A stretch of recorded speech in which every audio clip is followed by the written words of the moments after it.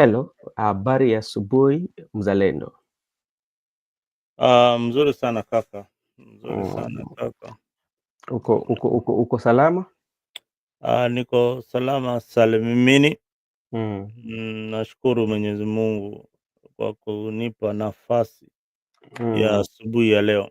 Mm, Hiyo ni mzuri kwa sababu unajua kuna wengi ambao wajaona siku ya leo ama wakiiona, yani wameiona kwa shida sana. Labda mmoja wa familia yao, labda wamepoteza mtu, mm, pili labda wengine wanaugua. So unajua kama wewe unasema kwamba mm, unashukuru Mungu, hiyo ni vizuri kusikia kauli hiyo. kweli kweli kweli. Wiki yako imekuwa aje? Wiki yangu imekuwa mashughuli ya kutafuta unga pale na hapa na pale.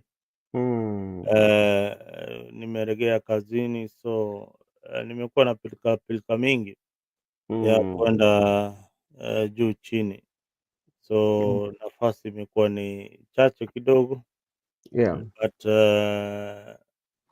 bila shaka show lazima wananchi wapate hii ya Mm. Friday. But nimekuwa busy.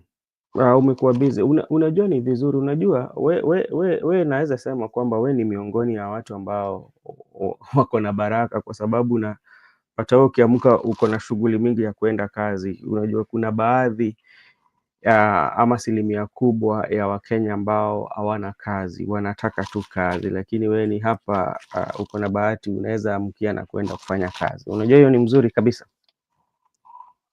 Unajua, mara mingi nasema Mm, uh, uchumi wetu kuzorota, mm, then na siasa yetu ikiwa mbaya, then mm, nafsi za kazi haziwezi patikana kule nchini, kwa sababu ya viongozi wabaya wale wanajitakia yao wenyewe, mm, bila kuzingatia maslahi ya wananchi ambao wanahudumia.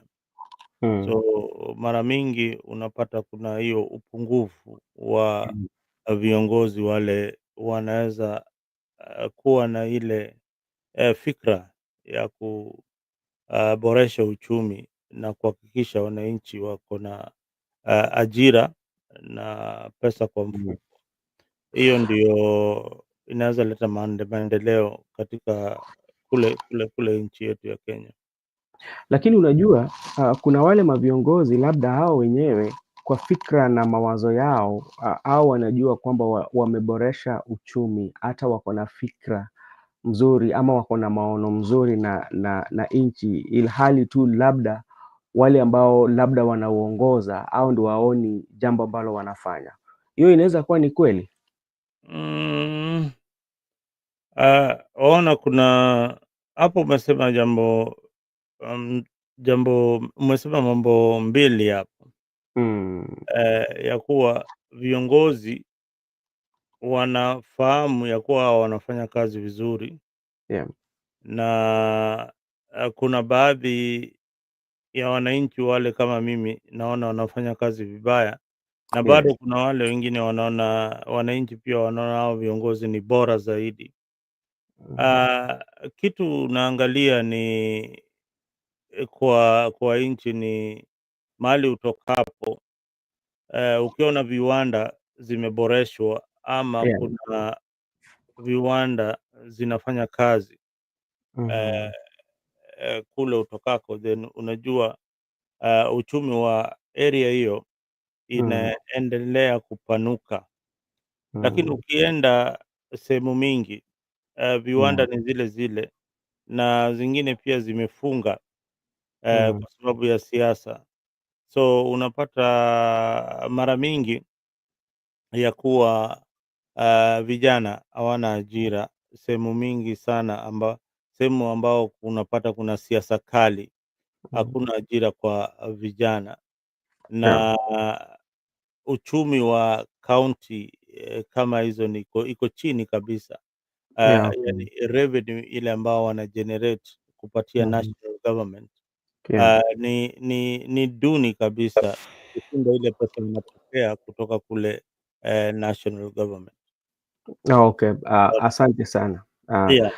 Naona ndugu yetu Joseph pia ameingia. Joseph, habari gani? Hello, good morning. Good morning. How are you doing, sir? I'm very fine. I hope all our panelists are doing well, and Yes. the people who are viewing us. Okay. Thank you so much. I'm here with Mzalendo, and today we will not take too much of your time because we want to do at least 1 hour and to recap of what happened during the week, and that's why we are here. And I want to start with you, Joseph, and on the issue about the PG that took place, especially between ODM and UDA. That was on Monday, and from the look of things, there was I mean infights within the members of parliament. One, on how they were lectured. Two, on how they felt they were accused, and they came up with when they were leaving the stage, they did not live in good faith. When you look at that, what came to your mind, and what would you say about what was truly transpiring? Thank you, and thank you for that question, Brother Benson. And I just want to start it off from why was there a discourse between the president and the members of parliament? Yeah. Because there is truly a discourse between the two, the executive, let's say the executive and the legislature. We have Yes. a very big divide. And I think the divide is coming because of there is this bill that was brought to parliament. Yeah. And the bill was to talk about money laundering. That money laundering bill. Yes. I don't know if you have read it in full, but I read some clauses and I saw why Ruto is very angry with that money laundering bill. Hmm. And I think that's why he's saying that foreign people are giving money to MPs so that they can be able to pass these certain laws. Hmm. Because if you look at the last clause that is in the bill, Yeah. it is talking about of how they are going to how the international institutions are going to start checking in balances of the country in case of like the banks and all sorts of things, because they are saying they have been giving money to Kenya Yeah. for development, and all sorts and all development and other areas, but the money has not been reaching to where it is being given. Given to. So Yeah. they're saying that there is so much corruption in the certain institutions, like even in parastatus and what have you, and even Yeah. in the executive. So that's why they are bringing that. If you read that clause of the last bill, they are saying that they are going to be regulating. They are going Yeah. to start having regulation of this kind of things. And it took me back to. Have you seen how we have been having so much problems in terms of you find there is so much scam, like the gold scam. Mm. You find too much scams are happening. There is so much money laundering. Yeah, I think even the other day I think we were number 2 or number 3 of countries who are money laundering. I Yeah. think we were above that number. And I think that is what brought the problem between the MPs and Ruto. And Ruto, so what he'll do is just he'll do a revenge because he knows these members of parliament, they like money too much. Yeah. And it's true they like money, it's not false. It's true they like money. So he knew he's going to do a revenge to them and start saying that they received bribes. But this one is a case of two people who are fighting for money. Because Yeah. this is all about money. There is nothing else that is there. It's all about money. And I don't think this one is going to end very well. I think this one is not going to end well between the executive and the legislature, because even as you hear the MPs talking, you can see clearly they are angry. Even if you saw in the when they had the retreat in Mombasa, you could Mhm. see they are very angry. Even the speaker himself, I think even the speaker has been cautioned by the members of parliament. If you Yeah. don't want us to impeach you, you need to talk what you are saying. And Mhm. if you hear a member of parliament saying that we are going to show you the teeth, we are going to bite. Yeah. Just know they are angry, and they are angry because they are being told the truth. But in the other case also, the other guy who is angry is because he's angry because his channel of getting the wealth and removing money from the Kenya economy and putting it in his own safe boxes is being threatened. So this is a war between two people. It's not about a country. Here they are not fighting because of us. They are fighting because of their own interest. And if you want to know it's their own interest and they are angry, if you heard in that meeting, if certain members of parliament can tell the president stop lecturing us, and Yeah. one time, you can clearly know that this affair is a very stinky affair, and Uh, I don't think it's going to end very soon. okay. Thank you very, very much. Because like on that day, before I invite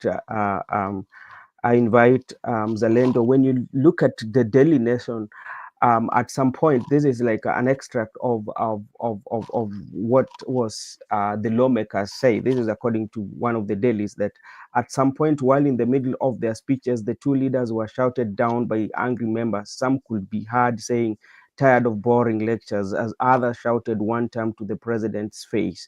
While President Ruto braved the heckling, Mr. Odinga pleaded with the lawmakers to allow him to finish his remarks, but his plea fell on the deaf ears. Another MP who did not want his identity revealed, fearing reprisal from the principal, said, "We left the room after being treated like rags. Our bosses treated us like garbage." That is the reason they were heckled, because of the resistance they caused in the room. So Mzalendo, this is coming from the PG that was between the ODM members and the UDA. And I listened to one of the interviews, especially from one of the some few legislators from ODM who did not attend that. Some were saying that this PG also was meant to cement or to find a way on how to create the merger between the two parties. If you had a chance during the week to interact with the PG and all that came from it, what would you say about especially the relationship between the Right Honorable Prime Minister President William Ruto and the members of Parliament? Yes, thank you for that question. I've written many articles about the current parliament and the reason why Ruto is facing a very hostile wananchi Mm. generally. And it is because of a parliament that has been compromised. Compromised means that they have decided to work with the government, and they don't check any the executive anymore. Yeah, So some of these leaders, and that is one of the reasons why Gen Z stormed parliament the other time, and they ran for their life, and remember those salamus that were happening. hmm, It because people have realized that these guys are doing a lot of nothing.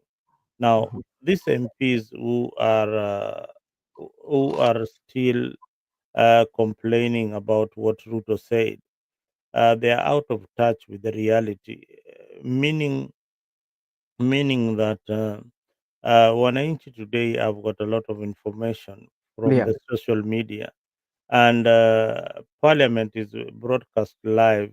So whenever they make those stupid jokes in parliament, everybody is watching their stupidity. When they pass bills without any debate, everybody is is watching that, and they forget that uh, there's a lot of civic education being provided on mainstream media, and more so on YouTube platforms. Many people are analyzing politics in a different way than it used to be done 10, 20 years ago.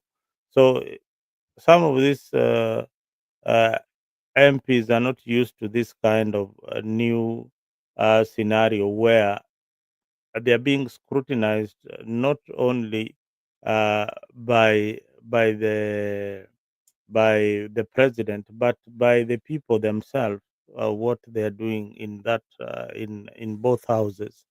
So Mhm. it didn't come by a surprise, because lately they have passed very bad laws. First of all, the increment of their salaries, and they complained about it that they were not aware, but again they accepted the increment.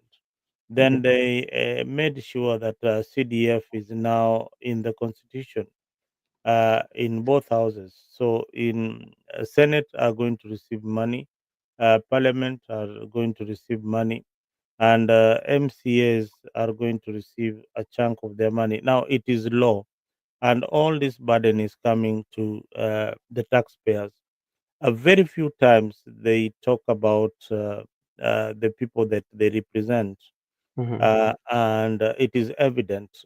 Give me an MP or leader who has been talking passionately about the workers in Kenya and the salaries that they earn, and how uh, the government can improve their welfare, or Welfare, yes. even the cost of living. So all these things, we only see them in demonstrations, and we don't see leaders fighting very hard to bring the cost of living down. But Mhm. they fight very hard for useless things like two-term, some nonsensical issues that they bring on the floor of the house, that makes it the worst, the 13th parliament, one of the worst parliaments in the history of the republic called Kenya. So that would be my observation in what is going on. And to be honest, they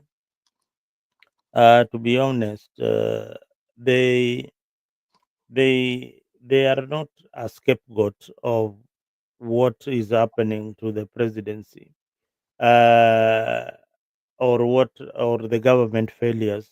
Mhm. They are the failures themselves. If the government fails, then they fail with them. Okay. Yeah, so they cannot be exonerated. They are supposed to check the government. They are supposed to correct on the agenda that the president or the ruling Kenya Kwanza government is trying to push to the people. They are supposed to check all these things. So they cannot tell us that they are working for the president and not working for the people of Kenya. That is why I say that a majority of them have to go home Yeah. and feel the pinch of the economy, and feel the pinch of uh, paying uh, uh, paying for services like any other Kenyan. Okay. Otherwise, their salary is a lot, and they don't feel the pinch. And again, they control the CDF, which again is another corrupt entity. Right now, EACC is investigating, from what I read, about seven of them for mismanagement of CDF.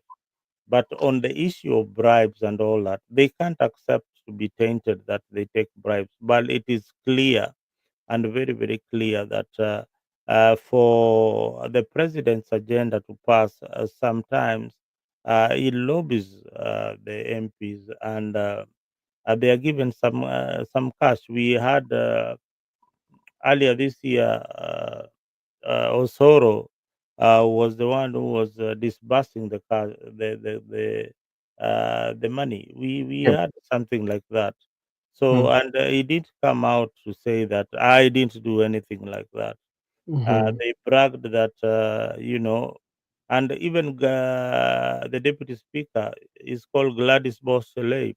I was in a public rally saying that for us, we work for you, we pass your agenda. So, Yeah. so it is clear that this parliament has failed in its duty, and the president has now decided to throw them under the bus, and that is what the Kenyan people want. Thank you. Okay.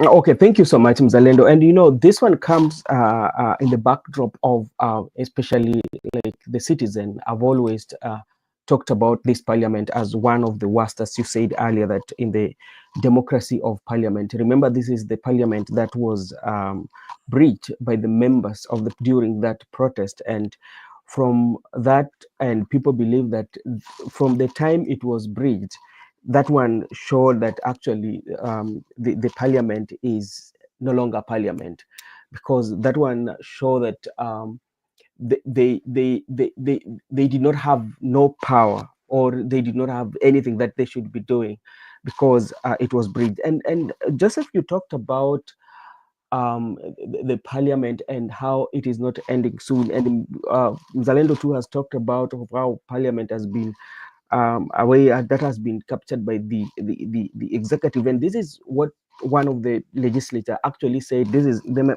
member of parliament is called David Ochieng. I quote, this is what David Ochieng said that day, that Ruto gave us the finance bill. It was never popular, but we passed it for him. He gave us the housing levy. We passed it for him. He asked us to pass SHA for him, and we passed it. What have what what have we not done for him that can now come and bastardize us? That is coming from a member of parliament, and is saying categorically that some of the bills that actually Kenyans have questioned about, especially SHA has been one of the bills that has been under question.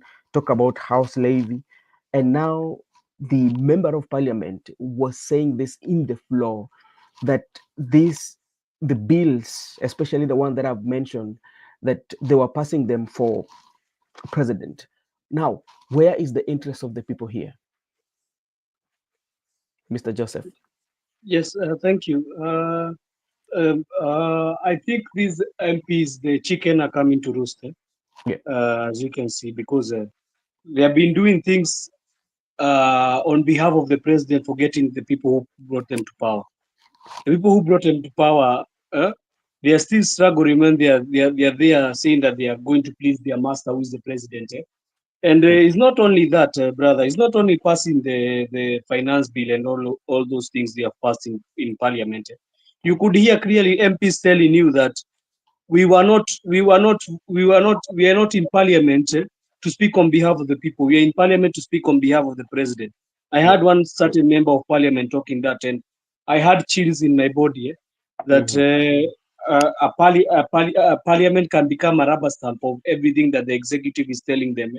So uh, I said here before, and I came here and I said that this will be one of the worst parliaments that we ever had in the history of Kenya.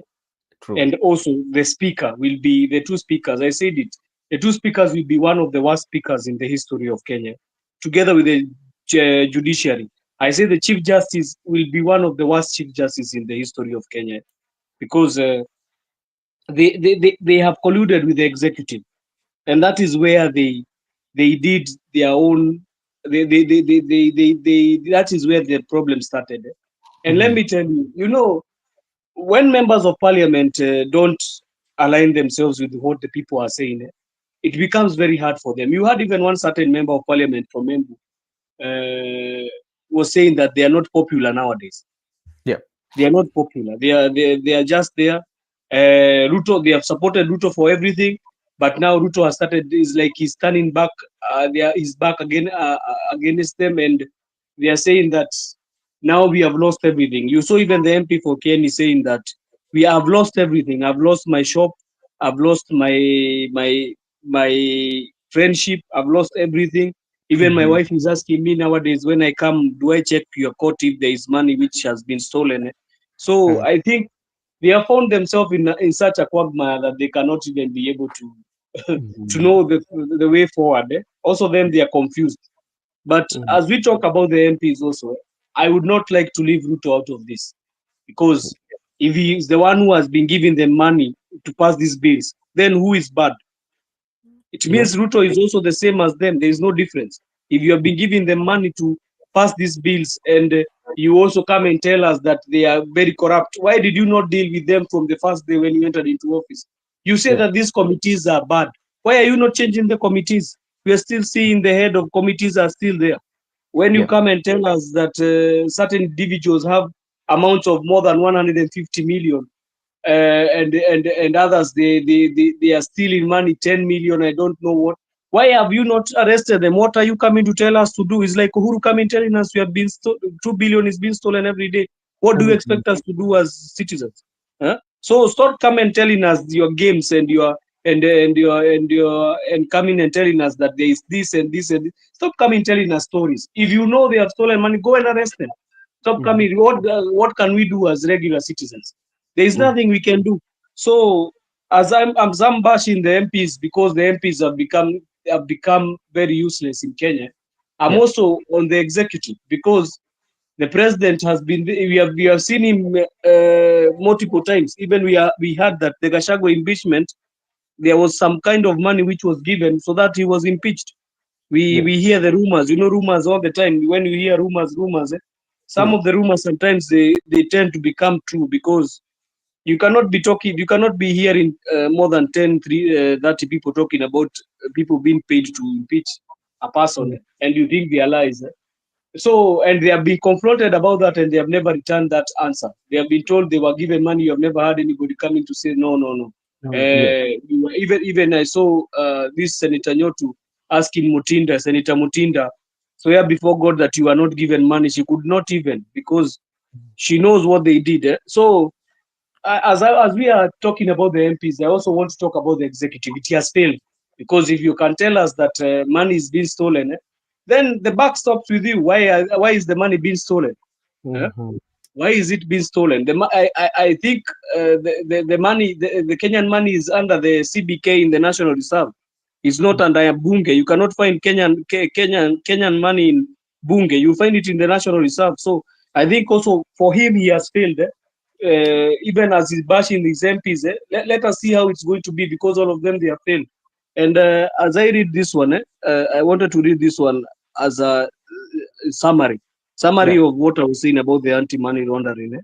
Mhm. It's the act on Tuesday. The new legislation aimed to close illegal loopholes that have allowed illicit finance flows to thrive, particularly through the real estate sector and shell companies. So you can Mhm. see clearly what the bill that bill is touching on. It is Mhm. touching on real estate, and where the MPs and so many of the government officials have put their money in the shell companies. They have put Mhm. their shares in these shell companies.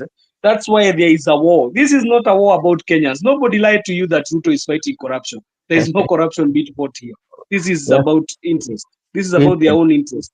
Nobody can lie to me that right now is when kwani wamefunguka macho. This is the Damascus moment that they have known that Kenya corruption has been rampant from 2013. So let Mm. them not lie to us. Let them do their dirty games and jokes. And we are going to see, because when two people are fighting and they have been having closet skeleton in their closet, we just see Mhm. them coming out and we know what is happening. Okay. We will be following up to what will be unfolding, because like this is a war, because like president has really accused the parliament, especially the committee, of extortion, and especially when the members from executive are coming for accountability, somebody is walking within the corridors and they're asking the money, but you have to ask yourself, where is this money coming from? That is also a question that needs an answer. And who is giving knows who he gave, and for what purpose are you giving this money. So that is something that we will keep on following up, and until we get the answers. Mzalenda, I want to come to you on the same day. The Right Honorable Prime Minister has been talking about the CDF, and they say that it should not be managed by the members of parliament. And now I'm bringing you back to NADCO. When you look at the NADCO, one of the points that they were agreed upon was about the CDF, that it was supposed to be made, it was supposed to be constitutionalized, so that it aligned itself to the law, so that the pronouncement that were made by the Supreme Court, so should not be part of it. So it becomes part of the law. And now it is within the NADCO, which the Right Honorable Prime Minister and President were agreeing that they have to implement it the way it is. Remember, even the 10 committee, the committee that has been appointed to oversee the 10-point agenda, NADCO report was part of it. So how are they going to implement the NADCO report? Then the same time they're saying they want the CDF to be taken out, especially from members of parliament. Is that on a double speak or what? Um, you see, Raila has been changing. Uh, has been speaking with two sides of his mouth lately. Yeah. You said it well that Raila is the key architect of the National Dialogue Committee, known as NADCO.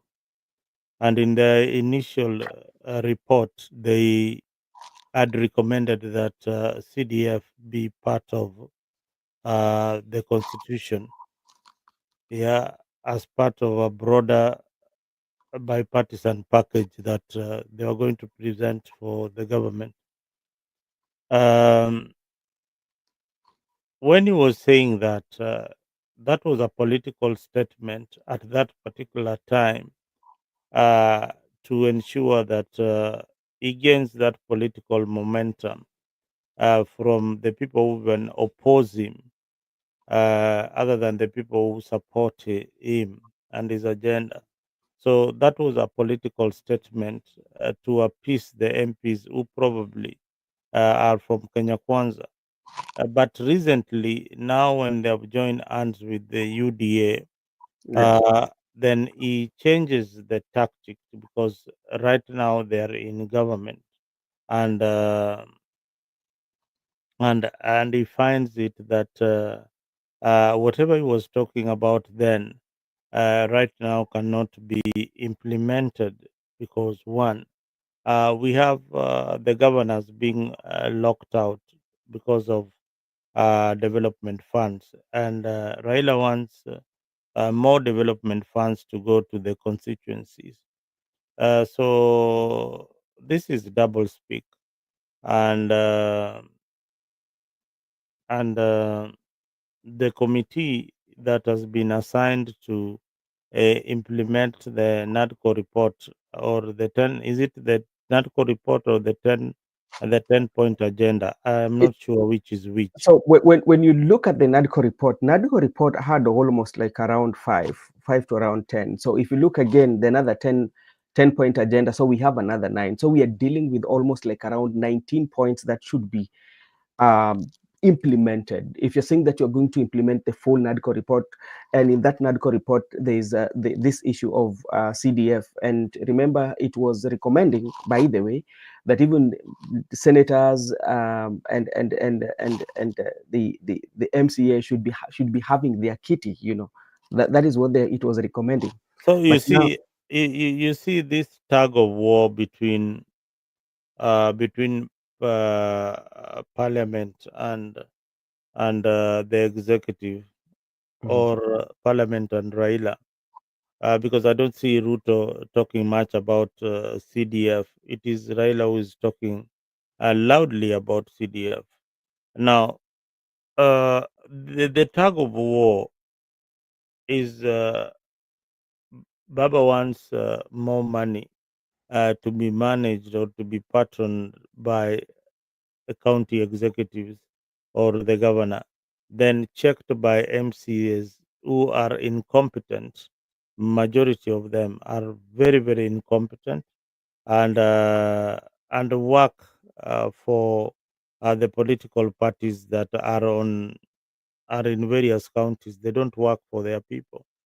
So these are some things that were not seen in the constitution when it was being drafted. If we have a let me Mzalendo, if you're saying that these are some of the things that were not seen in the constitution when it was being enacted, what about what Baba said, that when it comes to oversighting, now the MCA should oversight the governor, the Senate should just be there? that's the point I'm coming to. Oh, okay. Uh, um, uh, you see, this is what we didn't foresee when we promulgated this constitution. A situation where the governor controls the assembly Yeah. and the political parties control the assembly, so they control the agenda. And sometimes the agenda of the political party is not the agenda of the people. Yeah. And the political parties in Kenya are tribal based and they follow individuals. Now, uh, the majority will always have their way in that kind of system. Uh, in in the county where I come from, the governor literally gives the tickets or nomination certificates to the MCAs who are going to be oversighting her or him in in the county, and they campaigned together as a team. Mhm. And when they campaign together as a team, they represent themselves as ODM aspirants. And when Baba insists that his strongholds, they vote 6 piece for all the candidates, Yeah. meaning that this is a family. If they decide to work for the people, they will work. If they decide to steal, they will steal, and nobody can question what they are doing at the county government, because the people who are supposed to give oversight are the same people who are working in cahoots with the governor. It is the same thing that we have in now parliament working with the executive, where the majority and minority cannot be differentiated. Mhm. Minority rubber stamps what majority is saying. So we don't have a parliament that can scrutinize and check the executive, even the excesses in government, because one, they have been compromised, and to believe that the presidency is more important than the people that they're supposed to serve. That trickles down to the counties where we have got MCAs who work at the mercy of the governor. And Yeah. if they don't toe the line, then they know that the next moment they'll be out of that particular seat. So we have this kind of situation where majority will always be the dominant party in that particular region, and the minority will always be maybe one independent person in an assembly of 40 or 50. You get one or two people who are minority and opposing, so their voices are drowned. Yeah. And they cannot have a say.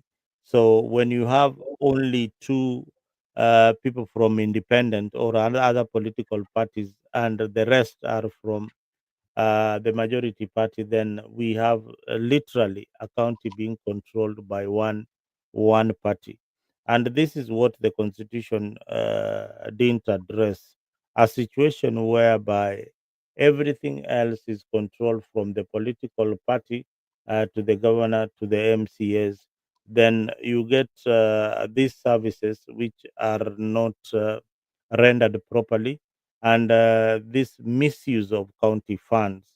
And how I wish that Raila Odinga could look at the looting that is going on at the county governments and find out how we can seal those loopholes where these governors are stealing money that is meant for the health sector and money that is meant for to build institutions and infrastructure in those areas.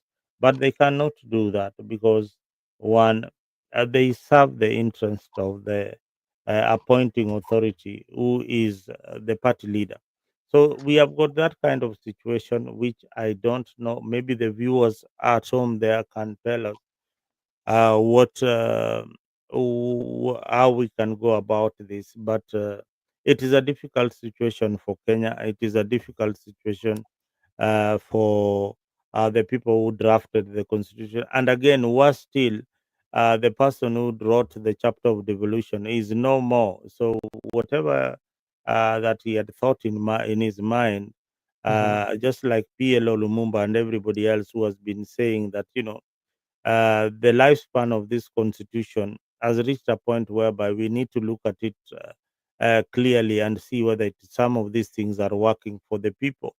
Some of these ministers that we have at the county level, are they working really? Agricultural minister, mining minister, paying huge salaries, and yet there is no proper services that they are rendering to the communities back there. Devolution was supposed to work for the community and not to work for the rich individuals or the contractors in the county. That is my take. Okay, thank you so much. And talking about the devolution, especially from your good county of Homa Bay, there's this confusion that is coming up about the I don't know whether it is a dispensary. They classify it as a level 2, which has not been operating for 10 years. But from the look of things, there was a total of 19 million that was paid for the services that were not offered. And they're saying, okay, they're saying that there's a confusion. But like, if you look at it, if 19 million, something like over 20 for a facility that has never for the last 10 years offered any services. And when this one came out, somebody rushed and went to do some clearance on that facility. So my question is, what was the reason for doing the clearance? Uh, Let me read. I read an article about it, and it also shocked me that Nyandiwa dispensary Yes. In West Kamagak ward, that is in Kaspul constituency, Mm-hmm. received 840,000, No, no. uh, while a functioning dispensary, a Mm-hmm. functioning Nyandiwa level 4 functioning received 30,000. This one is functioning and this one is not functioning. Yes. So the one that is not functioning received 800, nearly a million Kenya shillings, But and which one received 19 million? Oh, the Jandiwa dispensary in West Kamagak, the one that is controversial now, yeah. it received 840,000 Kenya shillings, while the one which is functioning, working, and serving the people received 30,000 Kenya shillings. Now, Nyandiwa Baptist, another one is Nyandiwa Baptist Dispensary, Baptist Church Dispensary, same area, received 5 million. Uh, so this is a fraud that is affecting Shah. So I think Gladys Wanga has got something to say about accountability that is working, that is happening in in our county in Homa Bay. So these hospitals, they are just lined up in the reports, and you will be shocked that some of them, some of the services that are being rendered in this hospital is pathetic. Now I have got also a double allocation happening in the same county. So this is fraud, and EACC ought to investigate the county of Homa Bay immediately. And to your surprise, this is one county whereby you've not seen them being summoned by the Senator Kajwang to appear in in the committees. Uh, But when Awiti was serving, I saw them many times appearing before Senator Kajwang, although nothing has ever happened to prosecute, even when there is clear theft that is happening in the county. And it is Mm. also very, very sad that even the pending bills that have been paid in the county of Homa Bay, salaries today, as we speak, the salaries that were paid to the workers in Homa Bay counties were Mhm. salaries for about 7 months ago. That is when they are paying salaries for their workers. You How know, comes and the Homa Bay ni kama they said it want to be like a Cape Town of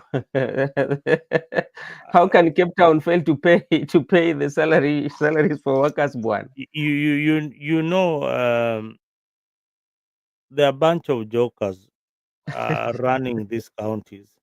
And that is why sometimes when you elect people, well, that's why when you go for a top position, you are Yeah. asked some questions. Well, have you been a manager before? Hmm. What have you managed before?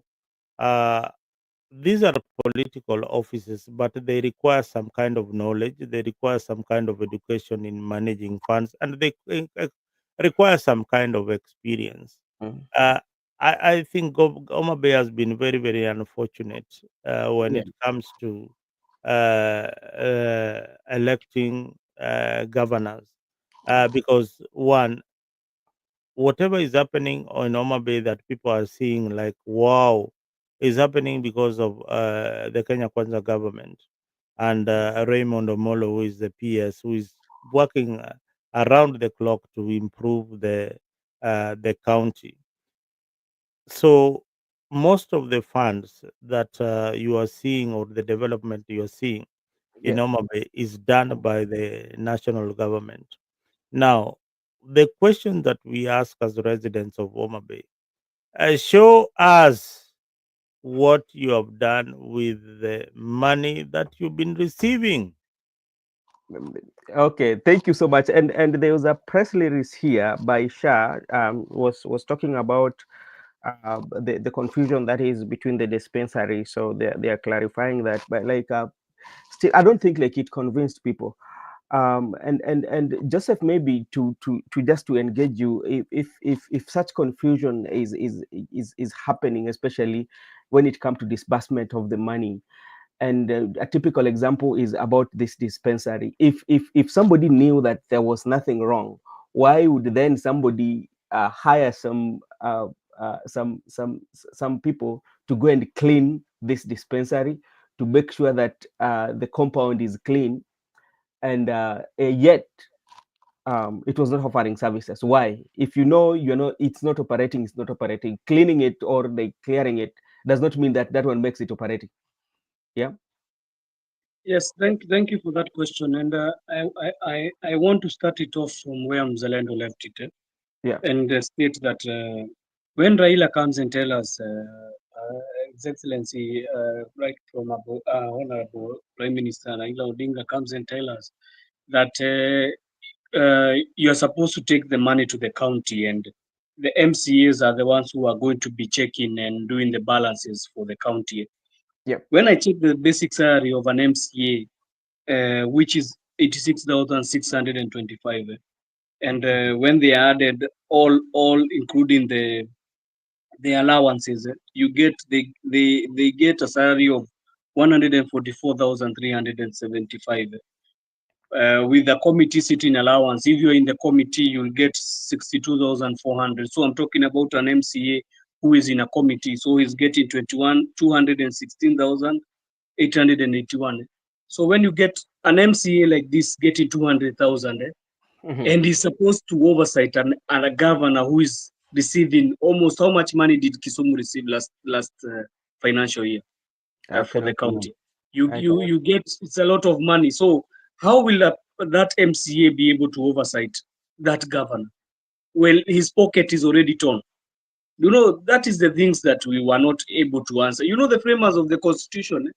The constitution is okay, but the framers, I think they had this thing of saying we'll do it in a goodwill. You know, these things for saying we are going to be doing it in goodwill are very dangerous. We are supposed to be coming up with systems that are supposed to be able to curb these things. But I think when they framed it, they were saying that when we have MCAs and governors, they are going to do it according to the goodwill of the country. So I think we got it wrong from the start, and I think that is what is disturbing us, because if you get an MCA getting 1 minute, sir, 1 minute. Okay, you know, there's this question that I will need to involve to engage Joseph, especially when it comes to Mzalendo. Even you can assist me to understand this. We are talking about the remuneration. We are talking about salary. How should our salary be? If to say the county is getting a lot of money, or the county or the governor is getting a lot of money, and the MCA is getting less money, do you think by maybe, for instance, if you want to cure this, by increasing the salary of members of county assembly, if that is the argument that they cannot oversight due to the fact that their earning is quite much less? And let me take this opportunity to recognize the presence of Gypsy Corner and Laban Misiani. I'm very sorry about that. For recognizing you very late. I'm very, very much sorry about that. So, and now we want to cure this. We say that, okay, because we feel that the governor is getting more and you're getting very less. Joseph, you're back, and this is coming to you because you're talking about the salary. And I want to know on how you want to argue this. When the governor is getting more, or the money that is coming is of higher value, and the people who are supposed to oversight are getting lesser value. Let's say we switch and we say that we are going to give you more and give them what they want. And you have a character or the traits of our politicians that we always know that thrives on the deals and do all those kind of like, you know, what have they been doing? You should see that. Will that one change their way of thinking or their way of doing things? Brother Benson, thank you. Sorry, I got a call. Sorry for that. No problem. So, on your question about if they can be added salaries, I don't think anything can happen that can be able to remedy this.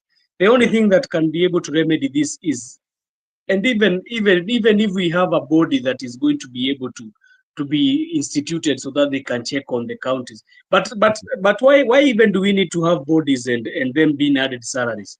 We already have Senate. Why don't we use Senate? It's because the people who are there in the Senate, they are already broken. They are the conduit between the governors and corruption. They're the ones who are conveying that conveyor belt. They're the ones who, because if you find a governor has been brought to Senate and he has been given charges of corruption, you find them, they just clean him. You know, when you're in Senate, is either you are cleansed or you are done. So I think where we have lost it is because everything comes back to Parliament. Everything we are talking about, there is nothing which is not coming back to Parliament. Even all the things we are going to talk about here, even that dispensary you are talking about in Kasipul, all of them, they are coming back to either the National Assembly or the Senate. So it means if that is the only body that is supposed to be able to have mandate to check these all checks and balances, they have failed. They have failed totally. And I think people should get their act together. When you are electing an MP, and even I don't know if this I don't know how we can change this, because we have very good members of Parliament when they come in, but when they enter in this system, brother, it's like there's something which takes over them. It becomes horrible. So I don't know. I'm surely I'm confused in this. To me, this is what I think. Before I invite Zalendo as we go about Rigathi Gachagua, to me, this is what I think. Especially in a society where we are, even if we give them, we say that okay, now we are going to add you more, or we are going to increase your salary, or we are going to increase your allowance. Mzalendo, if that is a trait that we are breeding. You know, there's that breeding that we usually breed. You know, the kind of breed that we have, whereby we are not, anything that we do, we always need a commission. Even if you want to take your child to school, you will still need a commission for your child. Naambia headmaster, unajua namletea mtoto lakini utanipatia kitu kidogo. You know, that hiyo the kitu kidogo breed, you know, because, and getting rich quick. You know, that is what we are, we usually, we are in that. Because look at where people have seen, especially like everybody has seen that the only place that you can get rich quickly is in the elective posts, you know, and these testimonies are being seen. Look at even like a member of parliament is elected today. Give him only 3 years, not even 3 years, few years, days, maisha yake itakuwa imebadilika. Yeah. So I think it needs the integrity, the person. If this person is somebody who understands, and you know that what you're doing, it's not for anything but a calling, you are going there with a purpose, then even if you are paid less, you can do. And this one brings me back, and Joseph, you are here when we talk about Shangazi and the Ferdosa. You see, if you go to the internet, you will see she was on Citizen the other day. I think it was on Friday, yesterday. And it tells you, if you look at Shangazi, what she does is a calling. And what tells you that is a calling, it's the way even she gets so emotional when some issues are being talked by those ladies. Especially, she got emotional when the issue of the housing came, when the ladies were saying, oh, we go tell president to build us a house. She got emotional. So which means is something that is touching her. So which means the little that she have, she shares. So if we can have that, the trait of leadership in us, then it doesn't matter how much you are paid, provided that you can solve the issues that we are going through. So that is my take, especially when it Brother comes to Nelson, and I want to add something on what you're saying. It's yeah, not that we have not seen a member, a parliament or a house of parliament that has been neutral and has been working. We yeah, saw a house of parliament from 2007 to mhm, 2012, let's say 2013. That house of parliament, I'll never forget about it, because it was doing its work. yeah, That is the time we had a parliament. If you could go back to 2007 to 2012, you could yeah, see even the clips. If you go and check some of the clips when they are talking, you could hear that the cases that have been discussed in parliament, brother, they were serious issues, issues, yeah, serious matters. Right now, you hear a member of parliament talking about another one, how she's dressed. Oh, yes, dressed. You wonder yourself, these guys, we gave them work to go to parliament to talk yeah, about how you are dressed, really, or to talk mm, about, I don't know, about a man you impeached. Just, you said he's going to stay 2 weeks and he's done. You're yeah, still talking about him in parliament. mm, I think if these members of parliament, they are serious, they need to go back and take the clips of from, and that's why we say, mm, you know, from 2007 to 2012 is when we mm. say we had a very good speaker Speaker, of the yes, house. mhm, And you can see, as I'm talking about that, you can know it is true with the things that I'm saying. yeah, But it can be doable. But in the caliber of leaders that we have, mhm, it's it's very shameful. So I don't know if when we come to 2027, we can try to get a more people driven, the way you're saying, a person who has heart and a person who he has a calling. yeah, Because if you don't have a calling to serve the people, you're already finished. If your work is going there to make money, yes, it's okay. You'll print money, but the problem is, okay, you'll just make your money, and like the Ishunga was saying, I have put my money, I don't know in what, and they have brought, yes, okay, you'll do that, but what will people remember you as a member of parliament? What will people remember you? Will they remember you as a person? Like right now, we have members of parliament like Akina Didi Nyoro. People will remember them because of building classrooms, brother. yep, They yes, remember them, Akina Babu Owino. People will remember them with the things that they are doing for their citizens. Yeah. but others will be forgotten.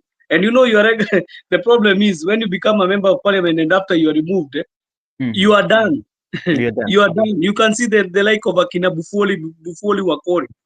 He's done. He went like just like that because, brother, when you are given this leadership, even if it is a chief, Yeah. just do it to the best so that the people can also always remember you. But we have people who have just gone there to Bunge to just make money and make deals. That's why even Ruto is calling them out. Even me, I'm going to call them out Yeah. because they are just there to make deals and just people who you thought they could make good leaders. I don't like to Mm. mention names, but I have so many people I have a bone to pick with Yeah. that we thought they were very good leaders, but they turned out to be To be very to useless. So be. Okay, thank you so much, Mr. Joseph and Mzalendo, for your time. And let's switch gear a little bit. And this is more political. And Bon, we Bon, but before you switch gears to yeah, another topic, yeah, I just want to add something that yes, maybe many people are forgetting.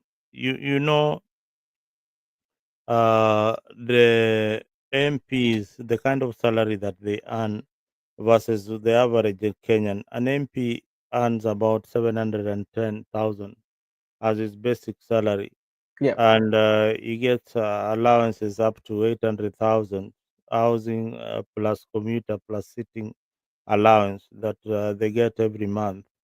And then they also get a car grant of 5 million and hmm, a mortgage of 20 million.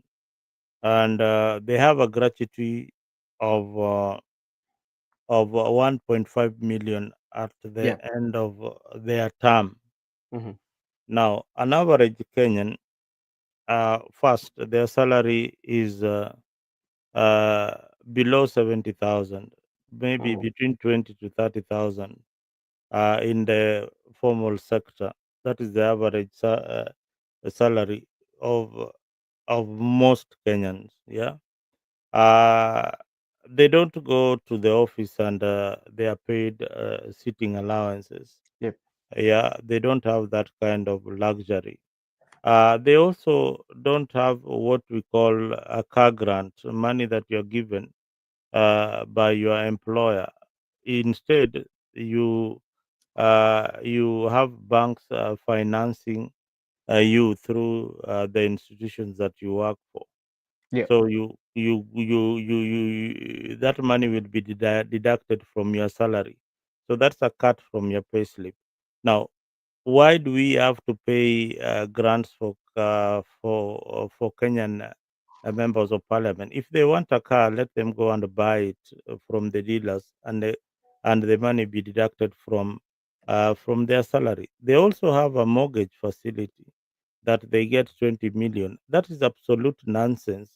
Uh, mm, we average Kenyans don't have a mortgage facility. If you want to buy a house, you have to have saved in a circle, blah blah blah, all that kind of shit that you have to go through to get a hmm, house or a plot hmm, is what is making me mad. And they have that mortgage facility. Uh, Instead of walking into a bank with a salary of 710,000, they can get a mortgage facility of the house of their choice instead of as taxpayers being burdened by money to pay for their mortgages. You understand? So this trickles down. It goes down again to where did I see this again? What are the MCAs? yeah, MCAs again, them they earn about 98,000 shillings as their basic salary. Now, the average Kenyan earns 30,000. Them they're a bit closer to us. Now, their house allowance, their house allowance is 50,000. And I remember I told you about 800,000 for the MPs. Yeah. uh, Plus other benefits totaling to 800,000. Them they get 50,000. yeah, Now we don't get that kind of services. Now, their gross monthly salary is about 164,000 shillings. Average Kenyan's gross salary is 25,000. Now, when an MCA is done, it takes home about 120,000 shillings.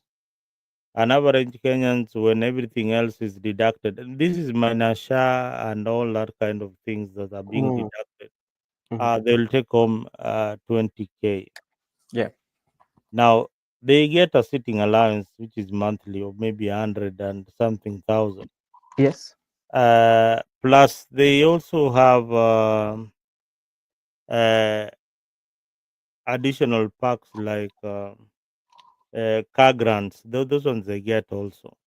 So these are some of the excesses that we have, and these are some of the gaps that we have between the common people and the leaders that we elect into these offices. Okay. Those salaries are not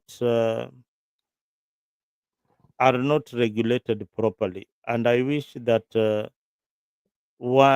they could just sit down and realize that, hey, we are spending so much on these people. Now, Uh, yeah, hiyo utakuwa umekosana na hao wabunge bana. Ukigapo ni mali ukiguza. That's why, Brother Benson, I came here and said we Yeah. have to have a body that is regulating the parliament.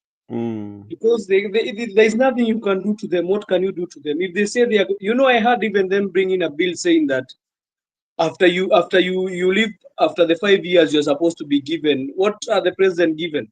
This one for end of service. no, that one is already low. That is pension. It's already there. after two So terms, after 2 terms, they're already being paid pension for the rest of their life. Now this so is you the see, catch. Now this Mm. is the catch. The Mm. prime minister was pushing for governors to get the same package as the president and the MPs because it's already there. So when a governor finishes his term or a term, the 2 terms, is entitled for pension for the rest of their lives. Now listen, a governor Mhm. finishes their term in office. Brother Benson They is shocked about that. Can you tell him again? He's shocked. I also know that. Say that. they again, when they finish their term as governors, Mm. they can also run as senators, then finish their term as senators, and still qualify for another pension for the rest of their life. They can also decide, if they are young, they can also decide to run for the MP and win and still get a pension for the rest of their life. You see, when it comes to pension, the only thing that I want to know, because what does pension mean? Pension means that at the time when you are working, there's some contribution that you're doing that is going towards that. That is what you're going to get. But if you're not doing no contribution, you cannot get pension. These They say guys, they are contributing they are to, don't they Yeah, don't if the they're bill. contributing, yes, because because pension works like this. It's like there's a money that is being deducted because let's say like uh, when you go to other countries, especially I would talk about let's say like US, you have what we call a social security. Yeah, the social security they will be deducting that. So yeah, so when you retire, you will get your pension through what they're deducting, or you can decide to do your retirement benefit. And how do you do your retirement benefit? You do it with other organizations through your work, whereby you have like there's one that is called what I read about it, 401k. There's 401k. There's match up, yeah, whereby you pay 50 and your employer pay another 50. By the time, if you work without being sacked during the day or to be terminated, when you retire, you will go with that. Now you get your pension. But in a situation whereby I don't know how it works, especially we will have to look into that, especially if we can interrogate the prime minister further to tell us when you're giving them this pension during their tenure, were they really contributing? Because what that was they should be getting, Zalendo. But if they're not contributing, then they should not get that pension, because that's why it's called pension. What I know about pension, brother Benson. I Yeah. want to talk about pension for teachers Mm. because my wife is a teacher. Yeah. So pension about teachers, you receive your pension because you have been saving some amount from the security NSSF, Yes. and they give you some pension. Is either they give you all of it. There Yeah. is use for army. I think they give you for a lifetime if it is the family. But there Yeah. is some pension that you're given at once, and you're given and And, you're told. I think there is some pension you're only given once. I think you're but given it's all a your money. contribution that you're making while you are working. Yeah, yeah, it depends. Yeah, there's a contribution which you are given to NSSF. Yeah. Most probably, it's a must to be contributed to NSSF. But you see, these guys, they are the ones who are making these laws, brother Benson. They are the ones who are making these laws, so they can bend the laws to favor them. You know, the problem is the body mandated to do these stories or Yeah. these issues, all the issues about salaries, SRC is a broken body. One, it has been defunded, and two, it does not have a say. So it is just a toothless body which is trying to bite, but it Mhm. cannot do anything. You saw when they said that they are going to lower the salaries of the MPs, they say that they are going to recall them, and they are Mhm. going to know how they are going to remove them from the seats. Yeah. So that's why I was saying, if we had a powerful body Yeah. which is not mandated in parliament or anything, Mhm. which is not mandated that they can be removed, is a body which. But now the problem is, even when they are given this work, some of them tend to be corrupt. But if we had a body which can work truly and Truly. Yeah. be a body that can oversight parliament, we don't have oversight. I think even judiciary was supposed to be oversight in parliament if the constitution, because who can oversight parliament, brother Benson? Who? Right now, no. And they say we are the Nobody. people who are making laws. Now, this is also before we go. I think there's also one thing that sometimes as a country, I might be wrong, but sometimes there are pronouncements that politicians do make, but we don't take time to synthesize them and even do much research about them. We tend to believe that some of the pronouncements that I've made we believe in our politicians such that we don't think beyond that. If I may be wrong, because like maybe sometimes somebody can tell you, okay, this is what should be done, or we should in a working environment, this is how it should be done, and we believe that that's how it should be done. And this one prompted me especially during the Oma Bay, when there was that conference, when the Right Honorable talked about Nigeria and how they are remitting they're remitting their money to the states. And something that we did not put in consideration is that when you look at the Nigerian states, these states are autonomous, you know, and Nigeria has what we call the federal system, which actually we don't have. Yeah. So when you look, you get those, so there's some information that you need to get and look at how does the federal work and how does autonomous state work. Anyway, that is what I was saying. But now, Mzalendo, Mhm. I know you are almost. So this is a political one. Unajua hii yenye tulikuwa tuna discuss, these are issue based. Now maybe let's jump the gears to the Rigathi Gachagua. He came home. His homecoming was on Thursday. We saw what happened. Maybe to you, when you saw that, what came to your mind, or what was your view in a nutshell of the Rigathi Gachagua scenario in the airport? First of all, I think we have a very idle. We are a very idle society. Mm, I have seen this several times. Even when Raila Odinga was coming back, it was such a big story. Uh, and politicians tend to hype these kind of events. Uh, I think Kenya, we are very, very political, even on issues that ought not to be political. mm, Regarding Gachagua was coming back, should not have been such a big issue. He had gone to for his personal visit to the U.S. But when he came back, the government again, and I don't know, politicians hired goons to stone his motorcade. That is so barbaric. Oh, for me, I think that is so low of the Kenyan people. If you can go to a highway and see Gashagua's vehicle and stone it, then I don't know which drug you're using. Probably you need to be in a rehab somewhere in Madare uh, to get some medication, because I in my in a normal situation, why would I go and stone somebody who was not even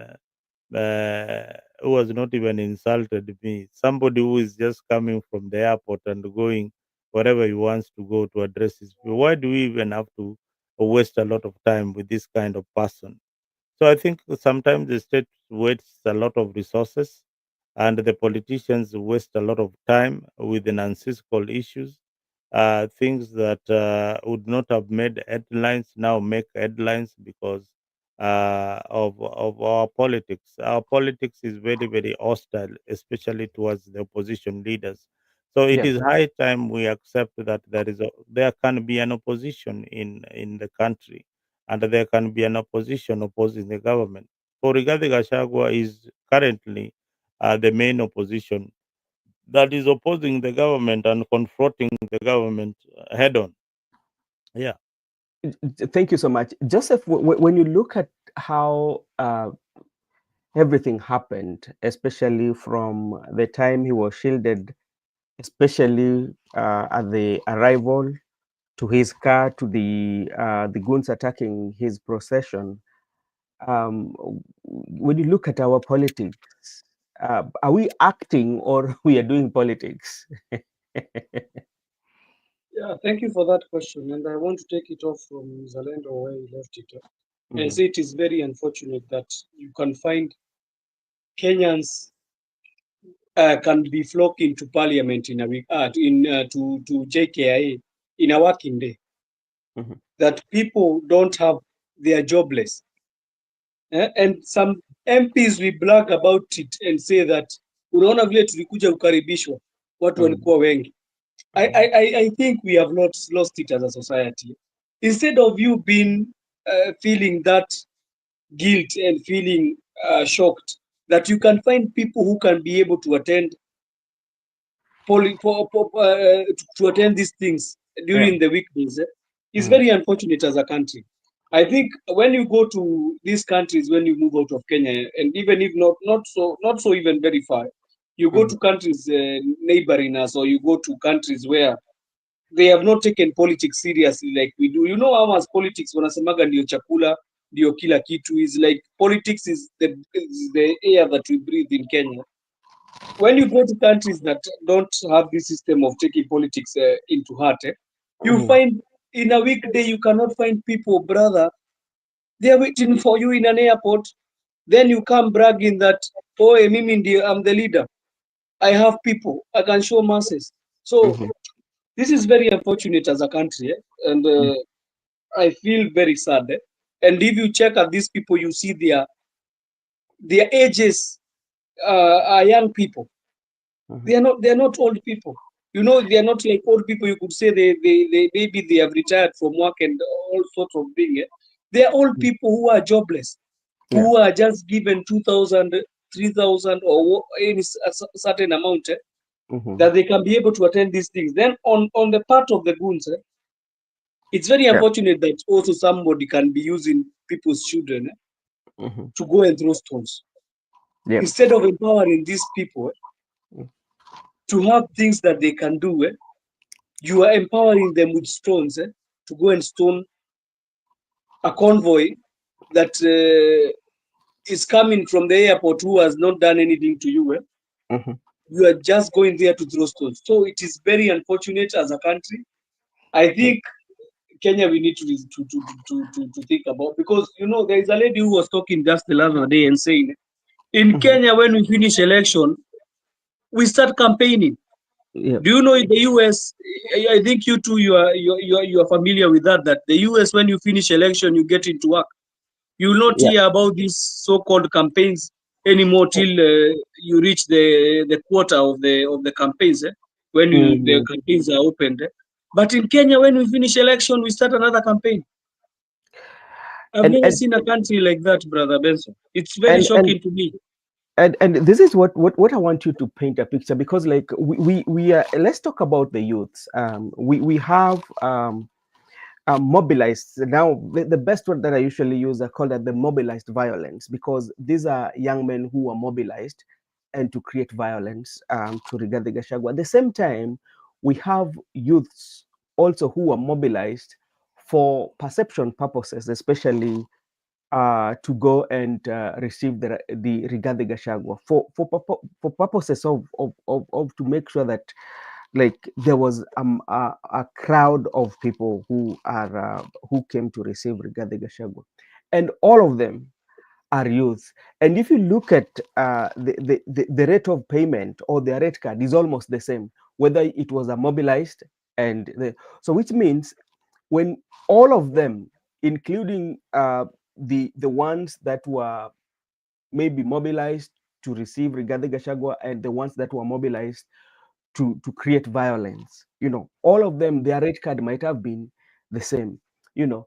And we are talking about employment, both the government or the listen to both the government, because like the Rigathi is accusing the government for sponsoring those, you know, and all of them, let's say that they are hiring this young man and they give him the same money because they've been in that.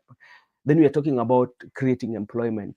So how can you convince people that even you, the opposition, you're going to create the employment for the young people? Yes, thank you for that question, brother Benson. And there is nothing that can come to convince these young people because when somebody is hungry, brother Benson, there is Mm. nothing you can try to confuse him. The only Mhm. thing that he needs is money to buy food. Yeah. So he does not see about his future, and that Yeah. is what has happened to many of our youths in the places where they reside. Yeah. That all they can think about is nipatie hiyo ngiri moja, Mhm. and I'll be able to go and feed myself. You see, even people having motorcycles and which are burnt in these things, in these Mhm. rallies. You find them, you'll go with your motorcycle of 80,000. I don't know even how those guys think about it. Because you Mhm. go with your motorcycle of 80,000 and you're given only 2,000, then after baadaye unapatikana hiyo pikipiki yako inachomwa. So I don't Imagine someone. understand the math. I don't Mm. understand the math that is calculated by these guys. But Brother Benson, these politicians want us to live in this cycle of people being poor Mhm. because that is the only way you can be able to rule people. Yeah. It's not about Kenya is a political country. That one I don't give it as per se. Kenya is not a political country. The problem we have is because we don't have employment. If these guys they are employed, you could see the MPs. What could they be telling us? You could not be seeing people in these their rallies. They could be done. They could focus now with their work in parliament. Yeah. We could not be having these campaigns and everything. But because they know that the people they are luring, they are poor. They can step on them and they can tell them they can do their shenanigans. That's why you hear there is drama everywhere. I don't Mhm. support the government. I don't support that of united opposition. All of them, they're in the same basket. They want the Kenyan public and Kenyan youth to become poor and poor. Because if you are supposed to empower this person, Mhm. you're supposed to be in the institutions that are supposed to bring change. We have a ministry, a full ministry of youth, and I don't hear them talking about the youth.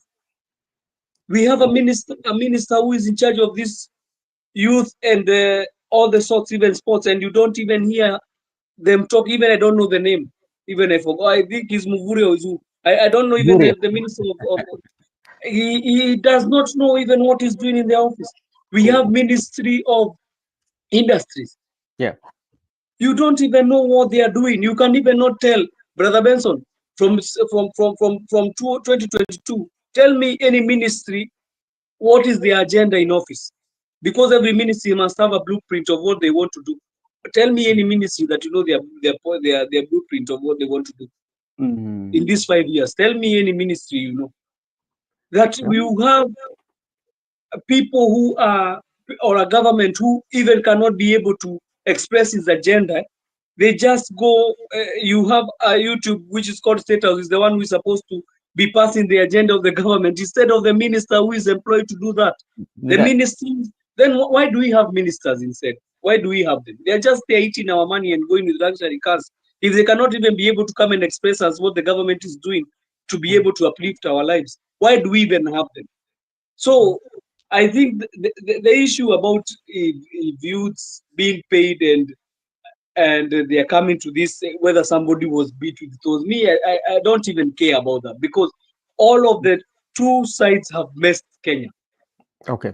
They have Thank messed the country, and you. I don't think we are coming back from that if we don't change this. If we are not able to give our youth employment and we cannot be able to create opportunities for our youth, Mhm. I think we are done as a country. Okay, Mzalendo, what is your take? Because all of them were maybe procured youths for different purposes. There are those who are procured, I call them mobilized violence, and also those who are procured again to come to attend the occasion. You know, mobilization. In other words, they were mobilized, and these are young people, and you're being told, okay, we will create employment. How can we create employment, yet we are very good in mobilization? But this is something that has always been, not that it happened today.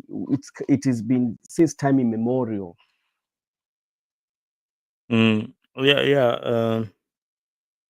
I was talking to one of the aspirants earlier yesterday, Yeah. and he's running for MP. Mhm. I'll not mention his name here, but we had a candidate. He's a first time aspirant, and I was telling him my experience in politics, uh, and and the more reason we need to change a few things in the game of politics. First off, when we see uh, a community or a society that has gone so low to an extent whereby your mother, your father, your children are being lined up to be given handouts by the political class, then that is who we have become. So we will always be loyal to these people who give us uh, tokens, you know. So most of that is how they have come to buy loyalty. I I hope Mzalendo is okay. He doesn't. Well, what is he doesn't look himself. I look. It's Chan. The tournament. Actually, after this, we want to wind up with the chant so that Mzalendo No, can get don't worry about that. can get energy. Anyway, I was telling you that we have degenerated ourselves to people who are dependent on the politician. It's like a patient who is dependent on a drip. Yeah. So without that drip, which is the money that is coming from the politician, we can't survive. The youths cannot survive without this kind of money. Mhm. And you have seen even the youths in Jacaranda how they are being used. These are fellows who cannot go look for a job. What they do is that they look for the politician to give them something. So Uh, they make political statements. They are the noisemakers. So the youths have become loudspeakers or but conveyors. especially when we are talking about especially the youths from Jacaranda, can we say that they are surrogates of the politicians? Yeah, yeah, they are. Oh, how would I call them? Those are Yeah. surrogates because, like, let's say, let us be frank with somebody like Omoshwa now, Mm, how he has changed his way, the way he now talks about the politics. Because, like, um in back then, he used to oppose the president, because like he was with the prime minister. But when prime minister now is working with the president, he has changed the tune. But you find that somebody like him, he's not mobilized to go and maybe create chaos, but he's just speaking. How can you No, classify that those? that that is where you get it wrong. They don't just speak. They Yeah. don't just speak. They are mobilizers. They don't just speak. When you see them, they are speaking.